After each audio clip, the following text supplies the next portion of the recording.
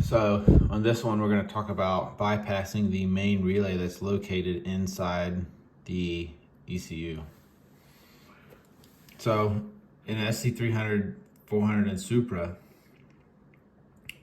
before everything starts to get power, including the ECU, the ignition switch is closed. When you put in the key and you go to IG1, which is run, right? You can go to first little turn is accessory, then run, then start, right? IG1 or 2, there's 2 switches in there, but they're both in the run. When you put it in run, it's gonna come in here as IG switch. It's gonna get power. The ECU is going to say, oh, I have power on the ignition. Well, I need to start sending power through this line here so that I can energize the solenoid to close the relay.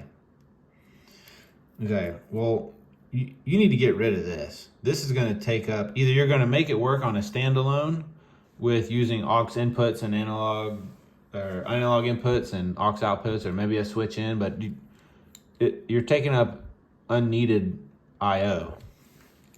What we can do here is just jump from here to here. Then you don't have to have any computer. So connect that wire to there. When power comes down this way, it'll just go here, energize the coil, close the relay, and then it'll feed everything power. This Batt right here has these two as well. The factory ECU has a bunch of powers coming in, right? This will become your ignition 12 volts on your standalone. You don't have to use all of them. You shouldn't, but you can.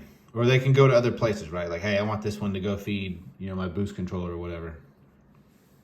That's how you get rid of that. It's unnecessary once you go standalone. So how we're going to do that is pin 1 on the 40 pin connector is your switch. Pin 24 on the 40 pin connector is what goes out to the solenoid. So they'll have 2 wires coming into the connector, right?